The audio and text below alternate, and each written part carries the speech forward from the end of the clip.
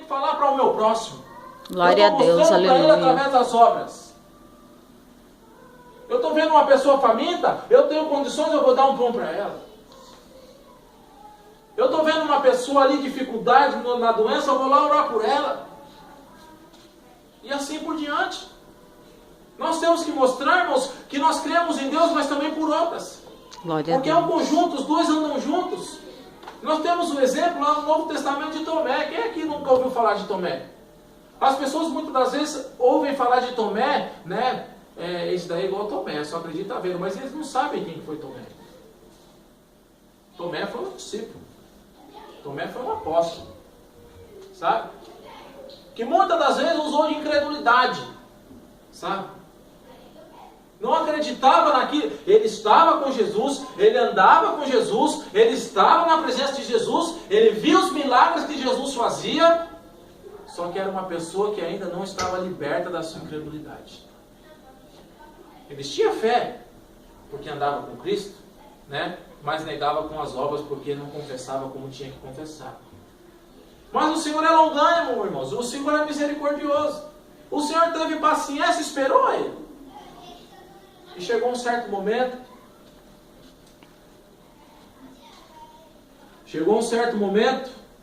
né, a qual eu vou ler para os irmãos aqui, para a gente não perder tempo. Diz assim a palavra de Deus, João 20, 19. Chegada, pois, a tarde daquele dia, o primeiro da semana, e fechadas as portas, onde os discípulos, com medo dos judeus, se tinham ajuntado, chegou Jesus e pôs-se no meio e disse-lhes: paz seja convosco.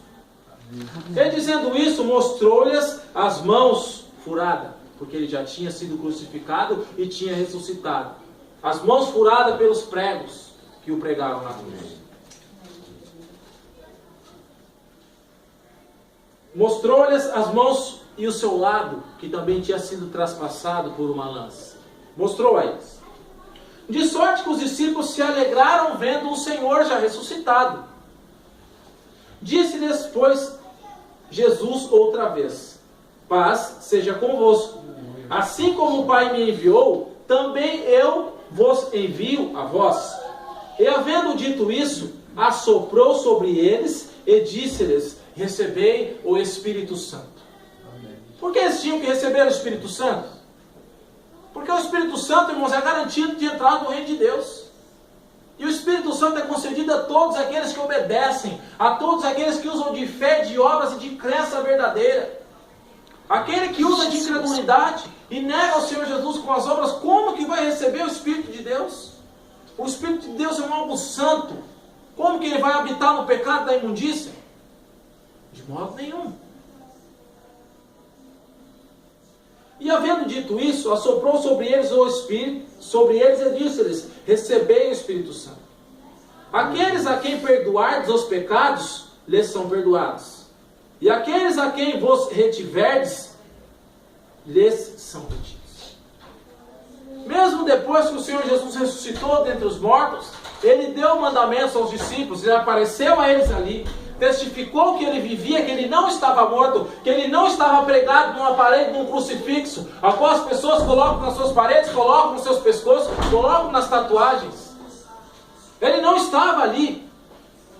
Ele apresentou-se vivo diante daquelas pessoas, diante dos seus discípulos, que depois que o mestre for morto, se juntaram em um lugar com medo dos judeus, porque os judeus iniciavam uma perseguição implacável contra eles. Porque pregavam a santificação, pregavam o novo nascimento, pregavam libertação, pregavam fé única no único Deus, em todos e sobre todos. Então ele falou: aquele que vocês perdoarem os pecados, também o de vocês vão ser perdoados. Aqueles que vocês não perdoar, os seus também não serão perdoados.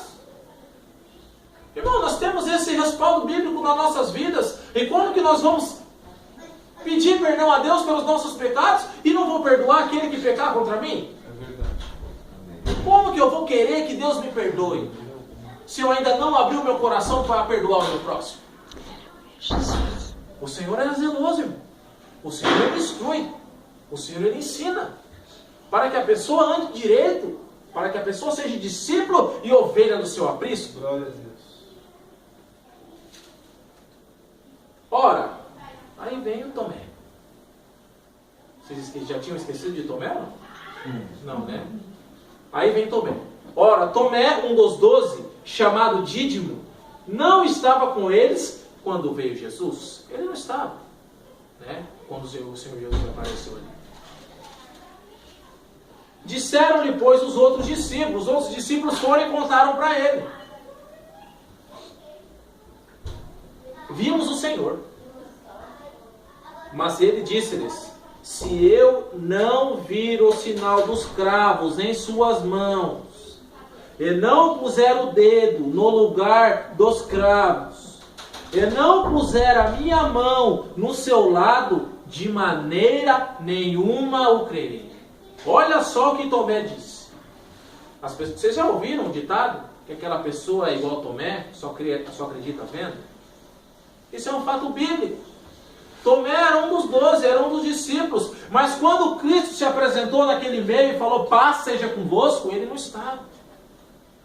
Aí os outros discípulos, com alegria, e quando ele já chegou, falou assim: olha, nós vimos o Senhor. Aí sabe o que ele disse? Se eu não tocar nos furos das mãos deles, onde os cravos passaram, se eu não encostar no lado dele para ver se realmente, né, é aquele que furaram, de modo nenhum crerei.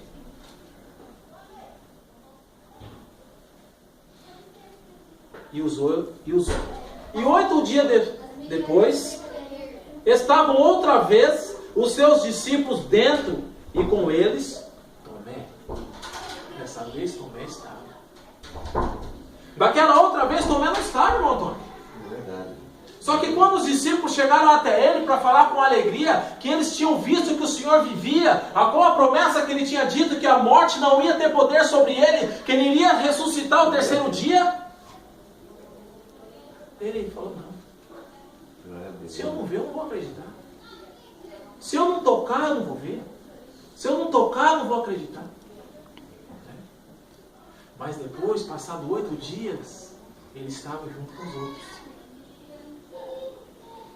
Chegou Jesus, estando as portas fechadas. Poxa, mas como assim? A porta estava fechada, como que Jesus entrou? Alguma coisa impossível para Deus? Alguma coisa impossível para Jesus? E abre porta, né, irmão? Né? Chegou Jesus, estando as portas fechadas, e apresentou-se no meio e disse: paz seja convosco. Por que paz? Porque Ele é a nossa paz. Amém. Tá? Depois disse a Tomé, virou-se para Tomé e disse: põe aqui o teu dedo e vês as minhas mãos. Fez assim, ó. Põe aqui, ó. Põe aqui o teu dedo e vê as minhas mãos. Porque ele só acreditava quando ele visse. Se ele visse, ele ia acreditar. Se ele não visse, ele não ia crer. Põe aqui o teu dedo e vês as minhas mãos. Chega a tua mão e põe aqui no meu lado, na onde traspassaram o Senhor Jesus com a lança. Amém. Não sejas incrédulo, mas crente. Tomé respondeu e disse: Senhor meu e Deus meu. Não teve palavras para dizer. Ele não teve argumentos, a sua boca se fechou, a sua boca se calou. A única coisa que ele conseguiu dizer: Senhor Deus e Deus meu. Aí disse-lhe Jesus: porque viste, Tomé, creste, bem-aventurado os que não viram e creram. Amém, Jesus. Amém. Felizes são aqueles que creem sem ver. Aqueles que usam de fé e de crença e mostram isso através das obras. Glória a Deus. Nós temos um testemunho agora que nós anunciamos aqui de Tomé, que só creu quando ele viu. O Senhor Jesus foi misericordioso com ele. Falou: vem aqui, ó, chega aqui, ó, coloca o dedo aqui, ó. Põe a mão aqui do meu lado. Mas bem-aventurado quem crê sem ver, Tomé. Creio eu que a partir daquele momento acabou a incredulidade daquele homem. Só que muitos irmãos, neste momento, não vão ter a mesma oportunidade que Tomé teve. Jesus não vai se aparecer no meio de nós aqui e falar para alguém, algum de nós aqui, ó, toca aqui, encosta aqui, eu passo a mão do meu lado. Não vai mais. Sabe por quê? A fé, irmão, é algo que você não vê. A fé é algo que você não toca. Nós temos o respaldo da palavra, nós queremos mais o quê? Nós temos o testemunho da existência de Deus através das coisas criadas. Quem você pensa que criou essas árvores? Que criou a terra, que criou o céu, a água, o mar, os pássaros, os animais? Foi o que? O tal do Big Bang que a gente aprende na escola? Aquela explosão, a grande explosão que eles ensinam na escola? A teoria da evolução, que o macaco começou a se evoluir e virou um homem? Vocês acham que isso é verdade? Isso daí é a mesma coisa que ser incrédulo. Queria achar explicação para tudo, tirando Deus de fora. Quer achar explicação para tudo, mas descendo Deus e o nosso Senhor Jesus de fora. Então tu diz que tem fé? Diz bem, mas mostra a sua fé através de obras. Arrepende-te. Viva novamente, nasça de novo.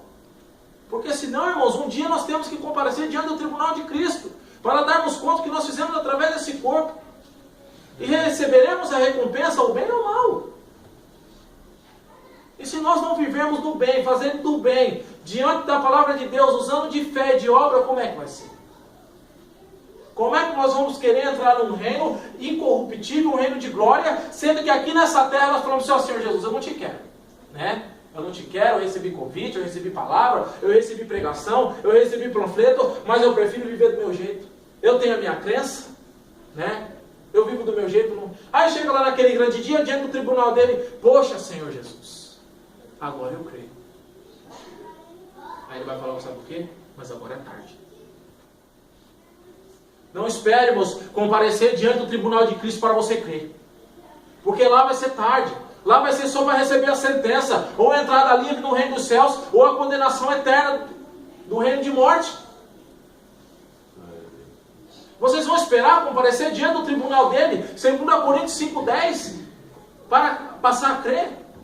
Olha, Senhor, o que aqueles irmãos falavam é verdade. Eu não quis, Senhor. Me dá uma oportunidade, não tem. A sua oportunidade era lá na terra. A sua oportunidade foi enquanto você viveu.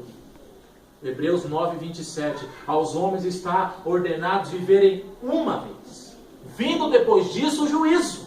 Glória a Deus, né? Ninguém nasceu para semente, não, irmãos, assim como diziam os antigos. Amém. Mas para o cristão é apenas uma transição. Você viveu nesta terra em obediência a Deus, em obediência a Cristo. É somente uma transição para você ir para a glória. O apóstolo Paulo em Filipenses 1:21 disse: tenho para mim que o viver é Cristo e o morrer é ganho. Irmão, mas ninguém quer morrer. Mas se você morrer com Cristo, você vai para a glória. Então ele diz que o viver é Cristo, o viver é andar com o Senhor, o viver é obedecer ao Senhor, o morrer é ganho. Porque você vai para a glória, você vai para o reino eterno, onde não há dor, onde não há tristeza, onde não há doença, onde não há ladrão, onde não há traça, onde não há ferrugem, onde não há nada disso que tem nesse mundo.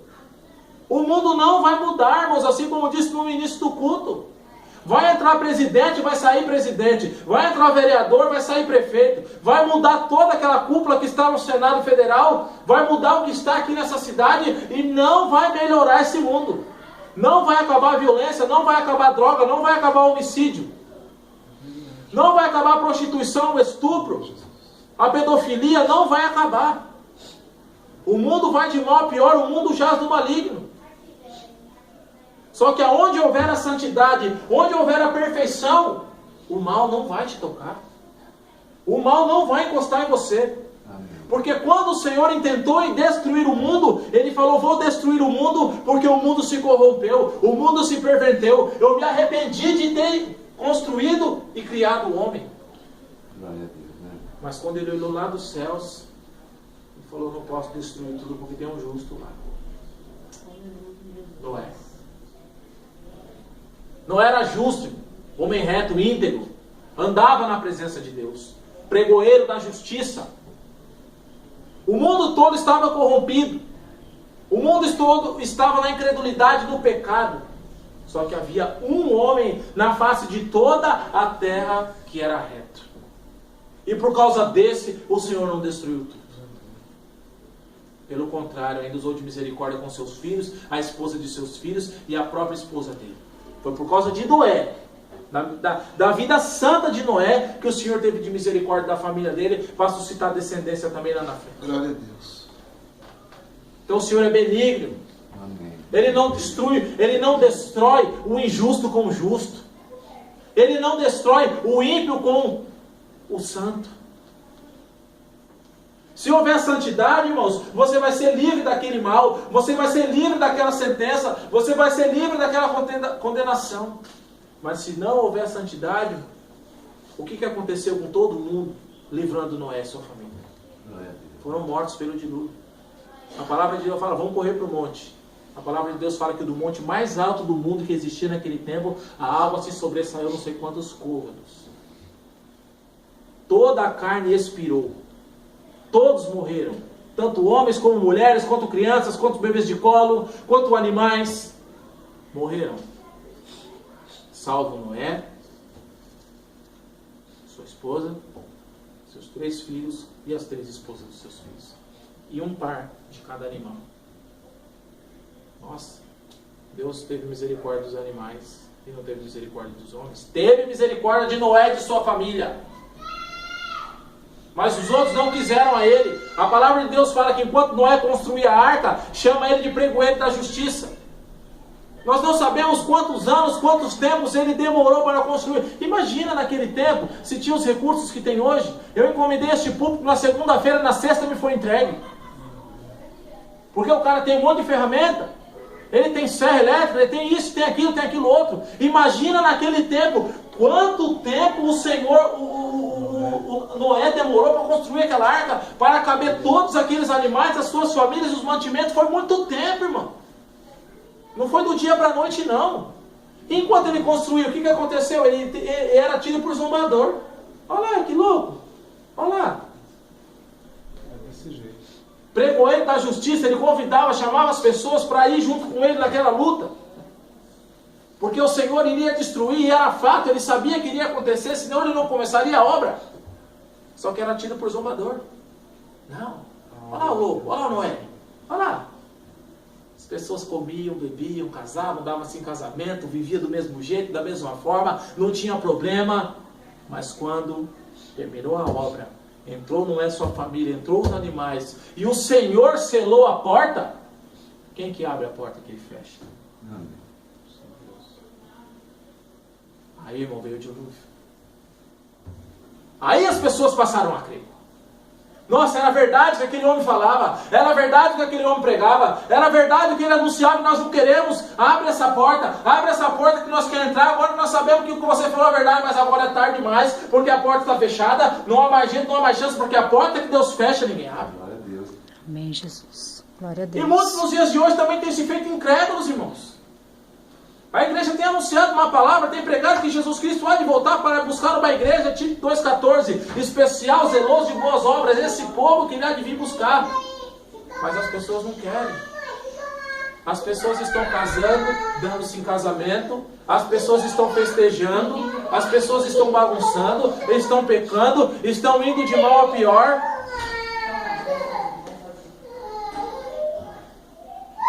Do mesmo jeito que fizeram no passado. Aí quando Jesus Cristo raia nessas nuvens e levar o povo dele que pregava esta palavra, para que eles também viessem juntamente conosco e fossem arrebatados nos ares com o Mestre, agora eu creio, Senhor. Mas agora é tarde, meu amigo. Agora é tarde. O seu lado está aqui, o lado esquerdo, o lado dos sentenciados, o lado dos condenados, e aqui está o lado dos crentes, daqueles que usaram de fé e de obras. Daqueles que não somente creram, mas também daqueles que mostraram por obras. Não sejamos, irmãos, incrédulos, mas crentes. Mas crentes, como diz a Escritura.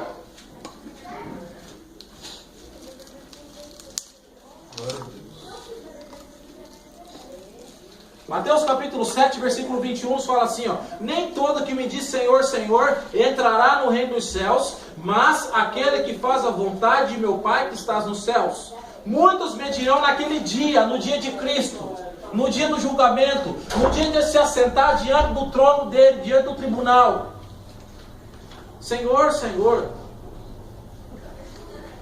não profetizamos nós em teu nome? E em teu nome não expulsamos demônios? E em teu nome não fizemos muitas maravilhas? E então lhes direi abertamente: nunca vos conheci, apartai-vos de mim, vós que praticais a iniquidade. Muitos irmãos vão chegar naquele grande dia e querer entrar e não vão poder. Sabe por quê? Porque estavam dentro das igrejas.